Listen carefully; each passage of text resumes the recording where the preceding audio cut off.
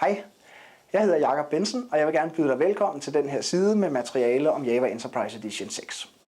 I starten af 2010 der afholdt Lund & Bentzen i samarbejde med Java-gruppen en møderække på IT-universitetet i København. På den her side der kan du få adgang til alle materialer fra den møderække.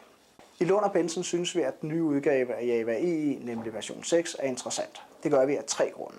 For det første så håndterer den mange udfordringerne i et moderne systemudviklingsprojekt enormt godt.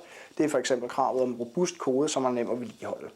For det andet så er der endnu flere ting, der bliver standardiseret. Det er f.eks. en enormt kraftig mekanisme til dependency injection, det er RESTful services, det er validering. Det mener vi gør platformen endnu mere interessant for nye udviklere at lære. For det tredje så forener Java EE 6 de nyeste, mest spændende og bedste idéer og tanker fra andre Java frameworks, f.eks. Spring og Seam og Hibernate, og den formår endda at videreudvikle de her tanker og integrere dem på en måde, som det ikke er set før.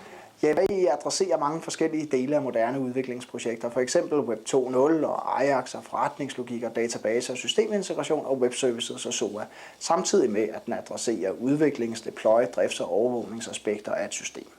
Derfor tøver vi heller ikke med at kalde Java Enterprise Edition for det mest ambitiøse forsøg, der findes på at skabe et fælles grundlag for udvikling af enterprise-systemer, og listen af firmaer, der er med til at udvikle, er der også meget lang.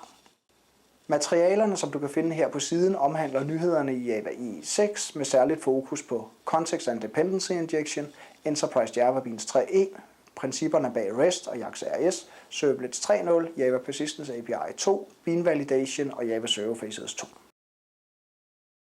For at få adgang til materialerne, der beder vi dig om at registrere dig med navn og e-mail. Dine oplysninger vil kun blive brugt til statistiske formål og ikke givet videre til andre. Du kan dog samtidig tilmelde dig Lund & Bentzens nyhedsbrev, så modtager du cirka hver anden måned en mail fra os med artikler, nyheder og alt muligt andet godt fra Java-verdenen. Rigtig god fornøjelse. Vi ses.